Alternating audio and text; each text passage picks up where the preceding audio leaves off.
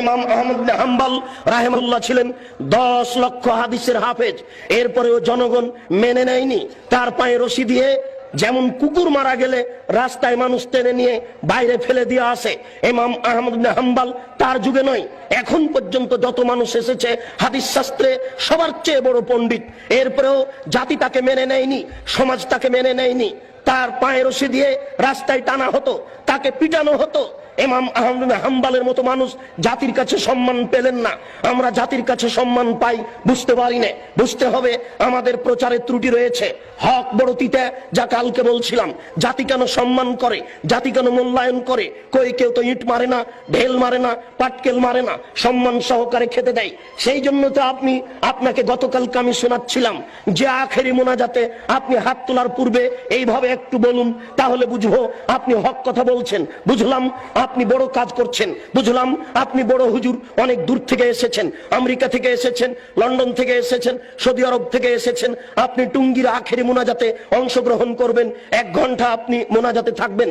সারা পৃথিবীতে মানুষ টিভি চ্যানেলে আপনার মোনাজাতে অংশগ্রহণ করবে। সেই টুঙ্গি থেকে নিয়ে মতিঝিল পর্যন্ত মানুষ একাকার হয়ে আপনার মোনাজাতে অংশগ্রহণ করবে। দেশের নেতা নেত্রী এই মোনাজাতে অংশগ্রহণ করবে। হুজুর আপনি একটু হক কথা বলুন না, আপনি বলুন। আল্লাহর নবী বলেছেন লা ইয়াফলাহ কওমুন ওয়াল্লাহু আমরাহুম ইমরাতান, ওই জাতি কোনোদিন পরিত্রাণ পেতে পারে না যে জাতি নারীকে করেছে নেত্রী। ওই জাতি কোনোদিন পরিত্রাণ পেতে পারে না যে নারীকে করেছে নেত্রী। ওই জাতি কোনোদিন পরিত্রাণ পেতে পারে না যে জাতি নারীকে করেছে নেত্রী। আপনি বলুন।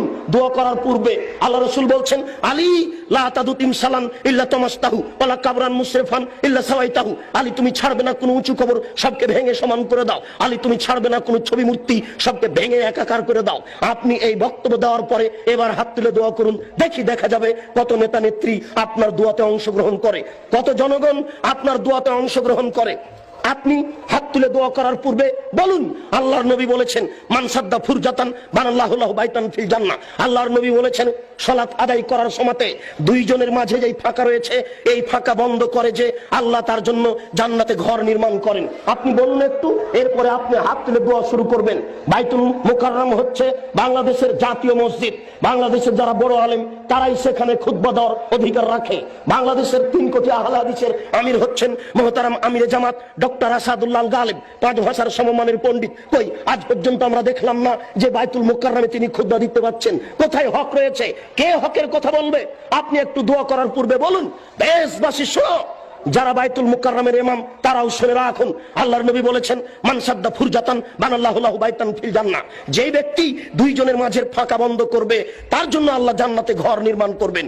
আল্লাহর নবী বলছেন এই শুনো, আমি দেখতে পাচ্ছি 2 জনের ফাঁকা দিয়ে শয়তান প্রবেশ করছে। তিনি কত কিছু বললেন এই কাতারকে সুন্দর করে সারিবদ্ধ হয়ে প্রাচীরের মতো হয়ে দাঁড়ানোর জন্য।